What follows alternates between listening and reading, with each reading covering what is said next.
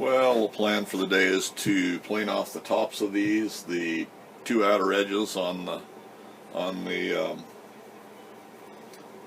beds, and that'll give me my two main reference surfaces. From there, I may flip it and do the bottom side. I'll probably just leave them. I got a pretty good finish there, and we should end up parallel. So we'll probably leave those there. Then we're going to cut them apart and kind of form them, and that's the project for the day. So I've been playing. I know the video yesterday was fairly long, and I know my audio is terrible on that. By the time I get the phase converter running, the heater's running in the background, and then we fire up the planer, well, I know the audio's bad. I'm playing with a little bit of different mic setup today, and we'll see if we can't cut some of that out. This is going to be fairly short today, I hope. I've already got it bolted down to the table. You know, I'll show you the way I've got it fixtured. I've already touched off for height wise. I never changed the elevation from where it was yesterday from planing the bottom. I've kind of touched off, verified we're about the same level, and I set the cut for another 25 thousandths down, and we'll see how much that cleans up and what we need to do. So we're basically just going to let the planer do its thing. Shouldn't be a major thing. We've got a little bit of overhang on the outer end of where we're planing, which was the outer end of the bed. That's going to get cut off anyway, and it's probably going to not give a real good cut there because it's unsupported. I didn't bother to bevel the edge to worry about tear out in the cast iron because that portion is going to get cut off anyway, so I don't really care what it does as long as we're level pretty close to that point. So I guess we'll go ahead and get this running. I'll kind of show you the setup. All I did was clamp it with one bolt down through a T-slot in the center. I moved it over, and then I've used a couple of outside pinch clamps, two on each side, and I just used scrap for packing on there to take up the difference in it. I've still got the same end stop set down in the table cross slot. So that's the setup, and this is a picture of it right there, the way we've got it blocked up and everything. So I'm just going to let the camera run. We'll go ahead, fire up the phase converter, fire up the planer, and start shaving this down.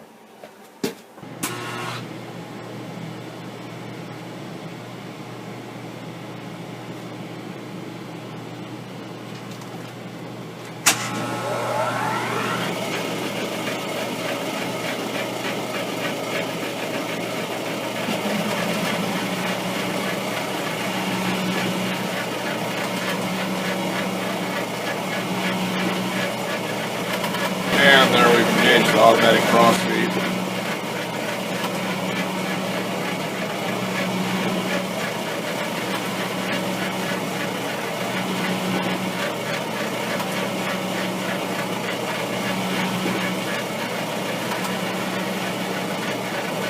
It's advancing about 16 thou, 15, 16 thou on each step over.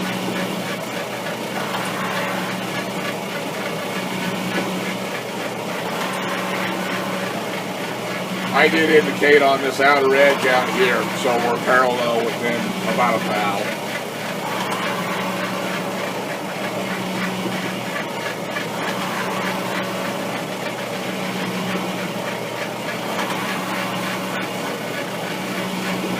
That may be all we need for a cleanup cut right there. I'm going to let it cut off the first half, and then we'll stop the automatic feed and stop the travel. We'll move over to the other bedway. I don't think we'll interfere with the center bolt that I've got bolting it down, but I want to make sure.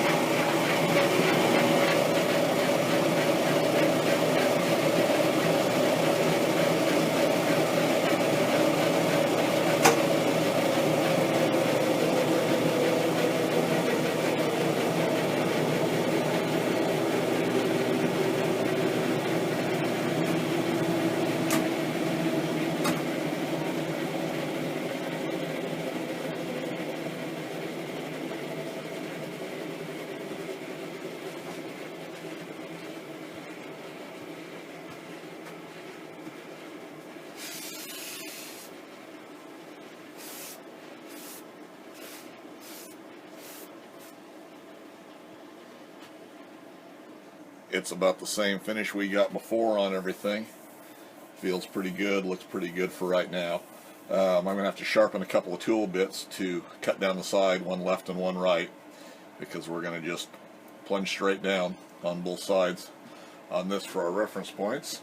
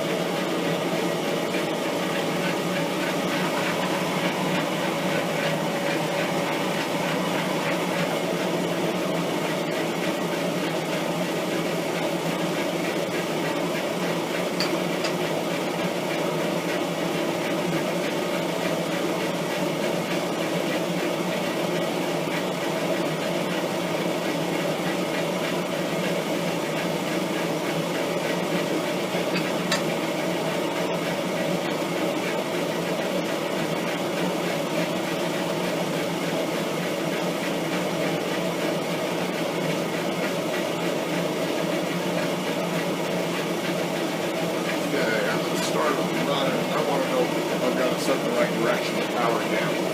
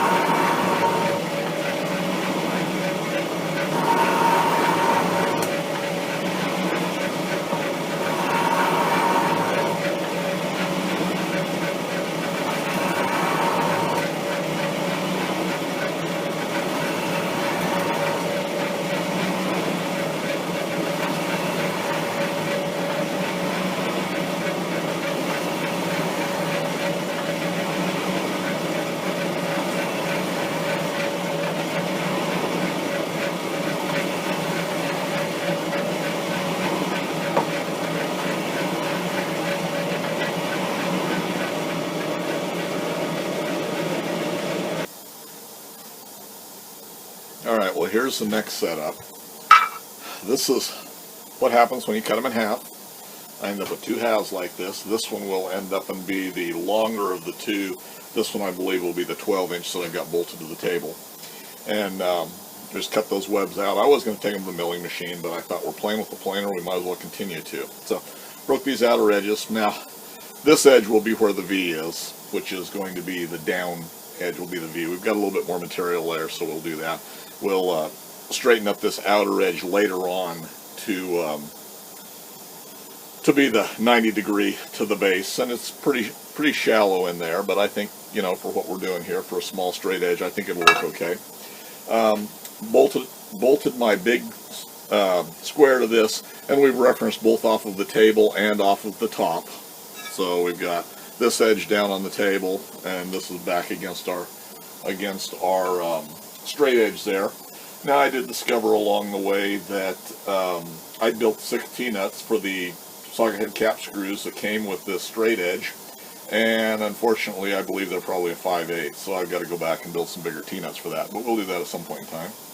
Now I got a couple of pieces out of the webbing, but those look like they could be straightened up and be some sort of a blocking, so we'll probably turn those into a block of something at some point in time. So anyway, I'm just going to start planing this down, and I want down to this level right here. There's another recess on down in the bottom. I'm not going to go clear to the bottom of that. We'll stop our straight edge, you know, probably right at the top of there, something like that. But for right now, I'm just going to go along and shave the top down as far as I can, and we'll go in as far as we can. I can't make it clear to that edge, I don't believe. I think I can make it to that edge, but I can't do the top. And I thought about spacing it off and shaving the top at the same time. We'll wait. I think it's pretty true to the world. We may wait, and at some point we'll either scrape that in or else we'll surface grind it before we scrape it. So anyway, let me go ahead, get everything fired up, and we'll start shaving this down. Alright, well, we're playing with speeds just a little bit. We're running 18 strokes per minute now rather than about the 11 that we were running.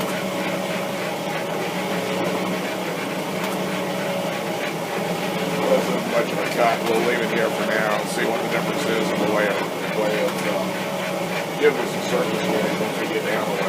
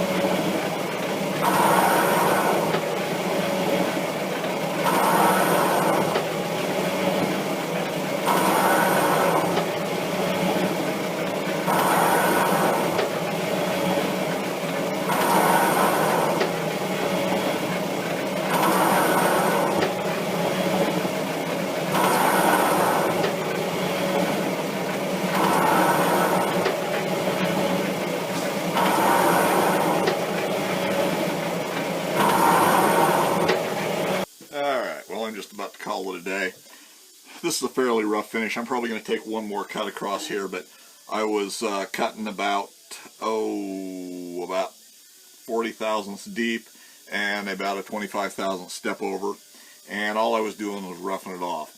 Now the dimensions of it are still kind of in the wind, but they're going to come to about here where this cutout is. Up on the top, we've got a cutout here in the casting, so we'll just trim it off right there. I'm not going to thin it down anymore. And this one's going to be about 12 inches long, it looks like. That's kind of the plan. So we're going to run it to about here, you know, so in this area someplace. So we're just going to kind of do a camelback style something or other up here. Had a little inclusion here that was here. Had a little bit right here, but not nearly as bad as this one. There's quite a bit. I wasn't sure it was going to come out, but there again, for this application, we'll probably paint the insides like it was an actual casting anyway, and just leave our machine surfaces the way they're, you know, the way they're supposed to be. But that's about what the plan is. So we'll end up with something that's about 2 1/4, or yeah, probably just about 2 1/4 inches tall, 12 inches long, and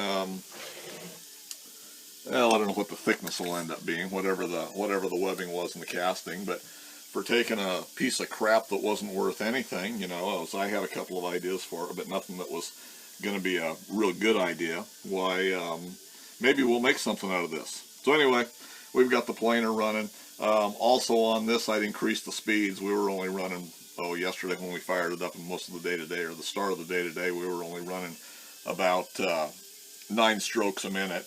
And we upped it to, I think, 14, is I think what the chart says. Hopefully you found this a little bit interesting. Good way for me to whittle away a Sunday afternoon. So any comments or suggestions, leave them in the comment section for me below. Like it, comment, share it. If you haven't hit that subscribe button, I'd appreciate it if you did. And as always, thanks for taking the time to watch.